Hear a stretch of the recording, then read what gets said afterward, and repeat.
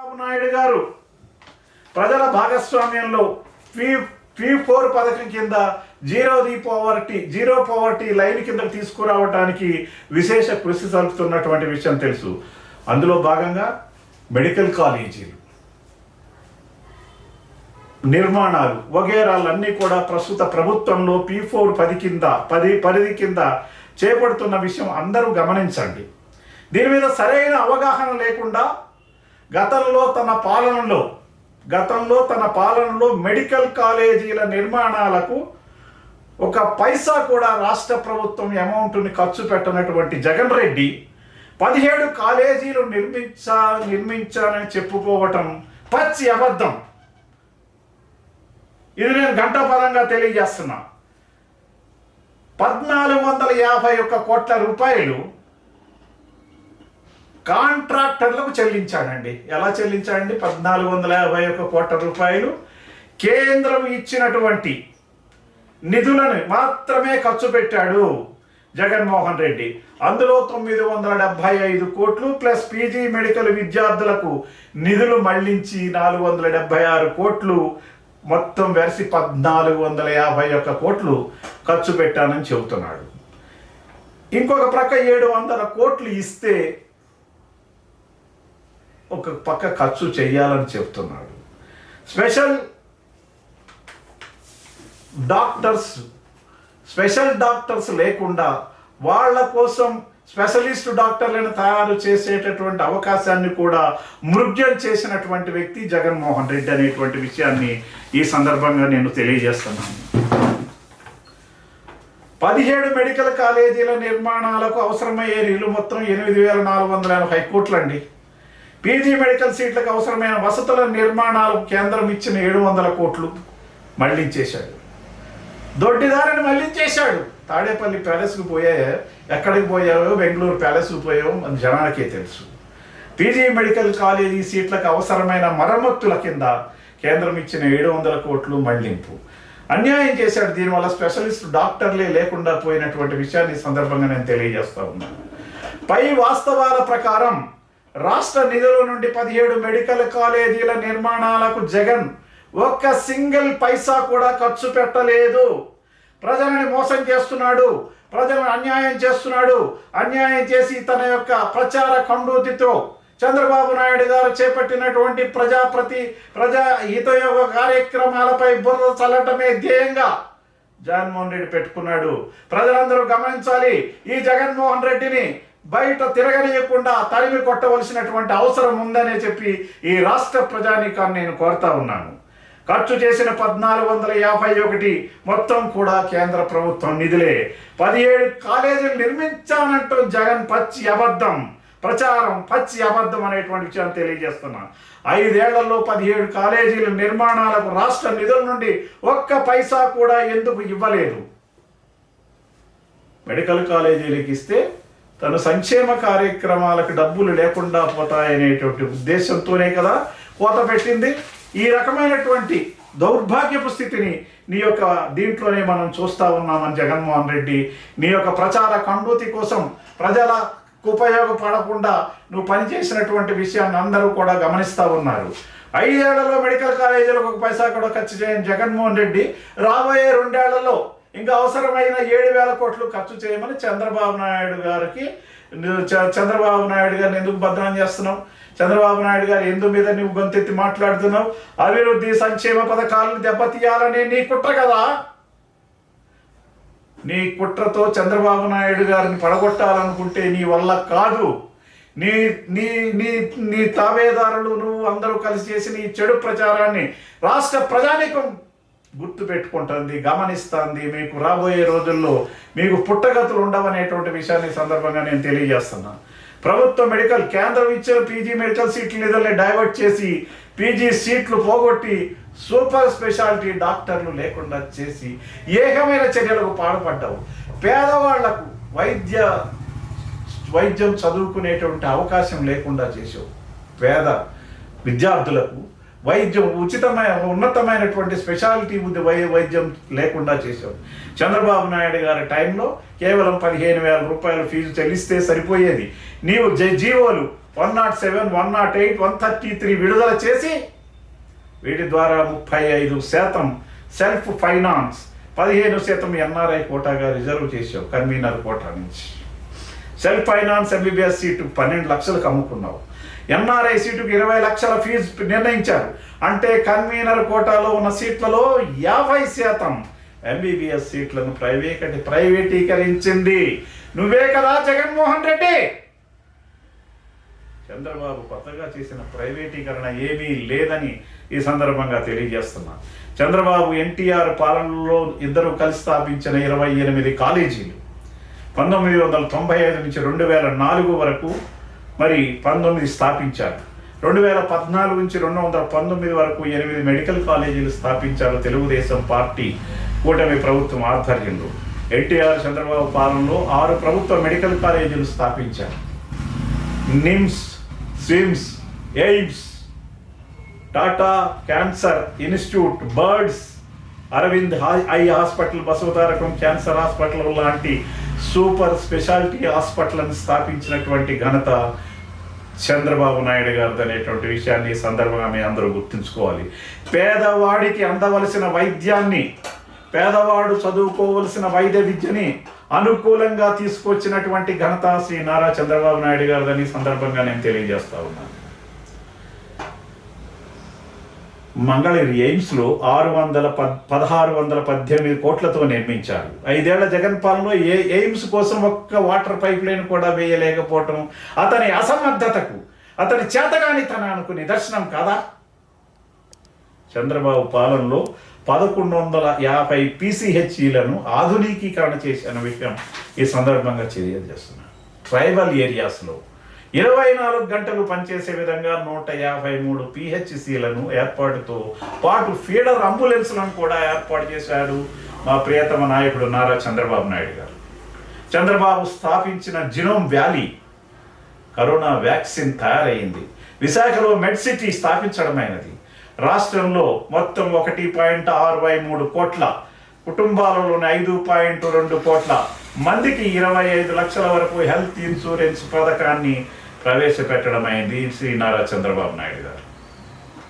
Healthy, wealthy, happy కోసం చంద్రబాబు ఏడాది బడ్జెట్లో 19,000 కోట్లు కేటాయించింది. ఇది ఒక రికార్డు కేటాయింపు. చంద్రబాబు ఒక మెడికల్ కాలేజీ కూడా స్థాపించలేదని శ్రీ నారా చంద్రబాబు నాయుడు గారు ఒక్క మెడికల్ కాలేజీ కూడా స్థాపించలేదని జగన్ అండ్ ముఠా చేసే ప్రచారం పచ్చి అబద్ధం అనేటువంటి విషయాన్ని రాష్ట్ర ప్రజలందరూ గుర్తుపెట్టుకోవాల్సిందిగా కోరుతున్నాను. అరకొర వసతులతోనే 5 కాలేజీలు అరకొర వసతులతో పెట్టాడు జగన్మోహన్ రెడ్డి. 2023-24లో ప్రారంభించిన 5 మెడికల్ కాలేజీల పూర్తి స్థాయి సౌకర్యాల ఏర్పాటుకు అవసరమైన నిధులు 2,523 కోట్లు.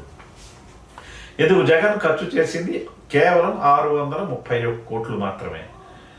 అవి కూడా కేంద్రం నిధులే.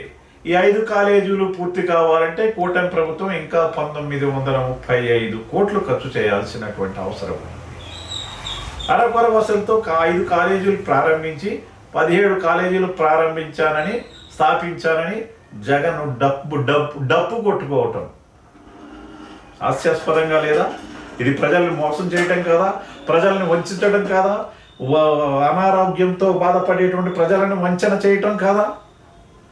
ప్రజల ఆరోగ్యంతో చెలగాట మాటం కాదా? వారి ఆరోగ్యాన్ని విధ్వంసం చేసినటువంటి జగన్ పారాసిటమాల్, బ్లీచింగ్ పౌడర్తో కోవిడ్ కట్టడి చేయవచ్చుంటూ వైద్య సేవల్ని నిర్లక్ష్యం చేసింది మీరందరూ చూశారు కదా.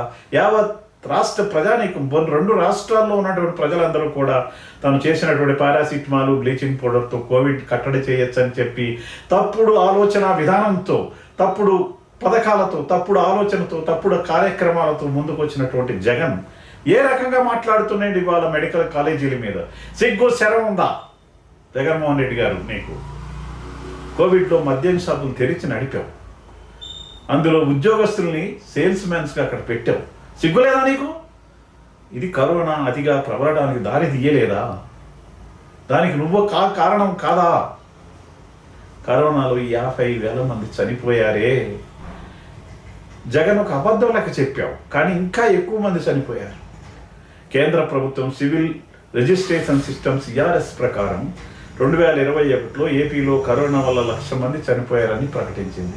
అంటే నీ తప్పుడు కార్యక్రమాల వల్ల దెబ్బతిన్న వాళ్ళని సగానికి తగ్గించి నీవు మసిపూసి మారేడుకాయగా నీవు చూపించాలనుకుంటే కూడా ప్రజలెవ్వరూ కూడా నిన్ను నమ్మే పరిస్థితిలో లేరు జగన్మోహన్ రెడ్డి గారు అని ఈ సందర్భంగా నేను తెలియజేస్తూ, నీ నిర్లక్ష్యం వలన ఆక్సిజన్ సకాలంలో సరఫరా చేయని అందున తిరుపతి రుయా హాస్పిటల్తో పాటు ఎందరో కరోనాకు బలయ్యారు. ఏమిటి నీ యొక్క పనితనం ఏంటి, నీ కెపాసిటీ ఏంటి, నీ చేతగానితనంతో నీ యొక్క పులివెందుల ఆటలాడుకునే పద్ధతులు రాష్ట్ర ప్రభుత్వాన్ని పాలించాలనుకున్నావు. దానివల్ల ఎన్నో అనర్థాలను ఈ రాష్ట్ర ప్రభుత్వం ఎదుర్కొన్నటువంటి విషయం ప్రజలందరూ ప్రతి ఒక్కరూ నీ పార్టీ నాయకులే కూడా గమనించిన విషయాన్ని సందర్భంగా నేను తెలియజేస్తా ఉన్నాను. కమిషన్ల కోసం విషపూరిత మద్యం అమ్మకాల వల్ల 30,000 మంది చనిపోయారే, వారి మాంగళ్యాలు మంట కలిపావే, 35 లక్షల మంది అనారోగ్యం పాలయ్యారే. ఏం జగన్మోహన్ రెడ్డి గారు, ఏంది ఇదంతా? నేషనల్ మెడికల్ కౌన్సిల్ రిపోర్ట్లో వెల్లడైన వైఫల్యాలు ఏంటి నీకు తెలియదా? నేషనల్ మెడికల్ కౌన్సిల్ NMC 2022 నాటికి ఉన్న గైడ్ లైన్స్ ప్రకారం మెడికల్ కాలేజీలు ప్రారంభించాలంటే మొదటి ఏడాది MBBS తరగతి గదుల నిర్మాణాలు లాంటివి ఉంటేనే అనుమతించేవారు. ఈ 2022 గైడ్ లైన్స్ ప్రకారం 5 మెడికల్ కాలేజీల్లో నిర్మాణాలు 33% మాత్రమే పూర్తయిన NMC 2023-24లో కాలేజీల ప్రారంభానికి అనుమతించింది. ఇది యథార్థమే కదా? 2023 NMC గైడ్ లైన్స్ మార్చారు. దాని ప్రకారం నిర్మాణాలన్నీ పూర్తి కావాలి. టీచింగ్ నాన్ టీచింగ్ సిబ్బంది అంతా నియమించాలి.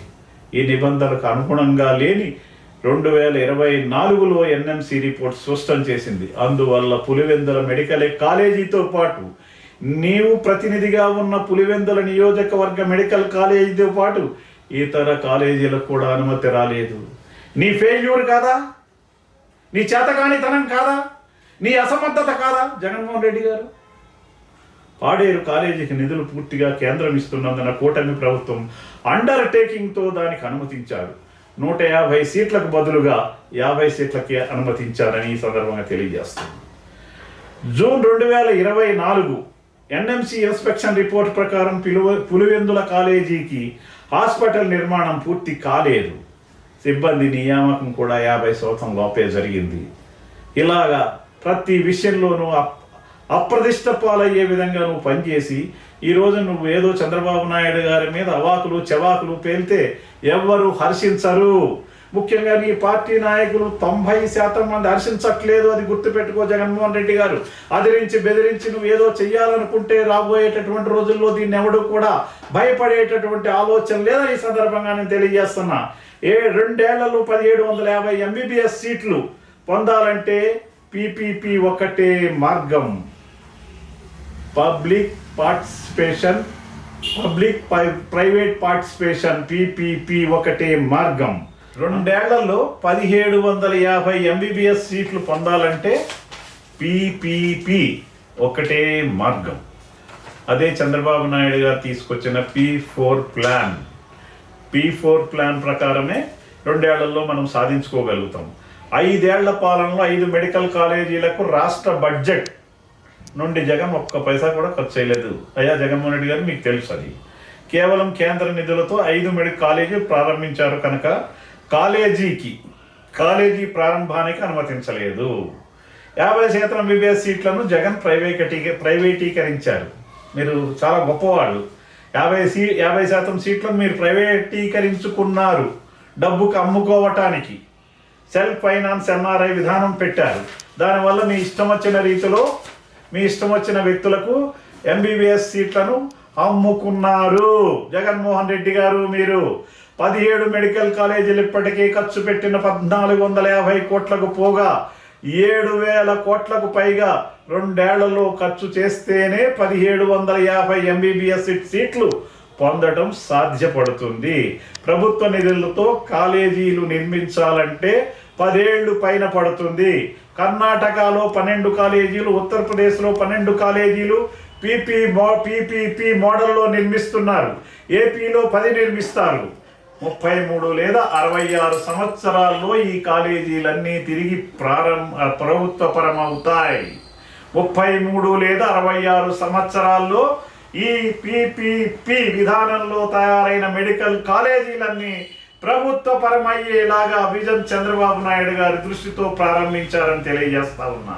జగన్ ప్రారంభించిన 5 కాలేజీలు అమలవుతున్న విధానమే పీపీపీ మోడల్లో నిర్మించే కాలేజీల్లో ఉంటుంది. గంగవరం పోర్టును, కోఆపరేటివ్ మిల్క్ ఫ్యాక్టరీలన్నీ ప్రైవేటీకరించింది జగన్మోహన్ రెడ్డి గారు, మీరే కదా. ఇంకా పీపీపీ గురించి ఏం మాట్లాడతారు, ప్రైవేటీకరణ గురించి మీరేం మాట్లాడతారు?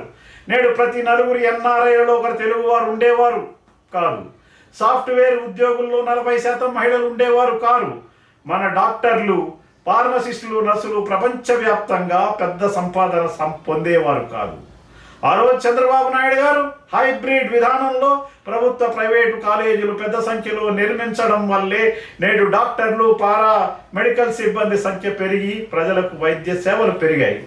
చైనా, వియత్నాం నేతలు పిడివాదానికి పోకుండా హైబ్రిడ్ విధానాలను అవలంబించారు. అందువల్ల ఆ దేశాలు విశేష ప్రగతిని సాధించాయి. క్యూబా, ఉత్తర కొరియా హైబ్రిడ్ విధానం అనుసరించలేదు, అందుకే అవి వెనకపడ్డాయి. అబద్ధపు ప్రచారాలు నమ్మే అమాయకులు కారు మన ఆంధ్ర ప్రజానీకం అని తెలుసుకోవాలి. ప్రగతిశీల విధానాలకు మద్దతుగా నిలుద్దాం. స్వర్ణాంధ్రప్రదేశ్ని సంపాదించుకుందాం. నాడు జిల్లాకు ఒక మెడికల్ కాలేజీ, రెవెన్యూ డివిజన్కు ఒక ఇంజనీరింగ్ కాలేజీ స్థాపించడం వల్లే, చంద్రబాబు నాయుడు గారు స్థాపించడం వల్లే ఈనాడు ఈ విజయాలన్నిటినీ మనం సాధించుకున్నాం. రాబోయేటటువంటి రోజుల్లో మరి పర్మనెంట్గా ఎప్పటికీ కూడా తెలుగుదేశం పార్టీ, కూటమి ప్రభుత్వం అధికారంలో ఉండే విధంగా ప్రజలందరూ కృషి చేసినట్లయితే మీరు కోరుకున్నటువంటి, మీకు కావలసినటువంటి అభివృద్ధి, సంక్షేమాలు 2 కూడా జరుగుతాయని సందర్భంగా నేను తెలియజేస్తూ, మీకు ఇంకా ఒక విషయం ఏంటంటే, జిఎస్టీని కట్ చేసి ప్రజలకు అనుకూలంగా అనేక రకాలైనటువంటి కార్యక్రమాలు చేపట్టబోతున్నది కూటమి ప్రభుత్వం. దానిలో భాగంగా జిఎస్టీ తగ్గటం వల్ల అనేక రకాలైనటువంటి నిత్యావసర వస్తువులు 30 నుంచి 50% వరకు తగ్గుతున్నటువంటి విషయాన్ని ఈ సందర్భంగా కూడా నేను తెలియజేస్తున్నా. మనం ఈ ప్రభుత్వం మంచి ప్రభుత్వం, చంద్రబాబు నాయుడు గారి నాయకత్వంలో ప్రభుత్వం మంచి ప్రభుత్వం. ఆ ప్రభుత్వాన్ని కాపాడుకోవటం ప్రతి ఆంధ్రుడి, ప్రతి పౌరుడి కర్తవ్యమని ఈ సందర్భంగా మరొక్కసారి తెలియజేసుకుంటూ, మనం రాబోయేటటువంటి రోజుల్లో జగన్మోహన్ రెడ్డి కుచితపు ఆలోచనల్ని, కుట్రలని తిప్పి కొడదాం.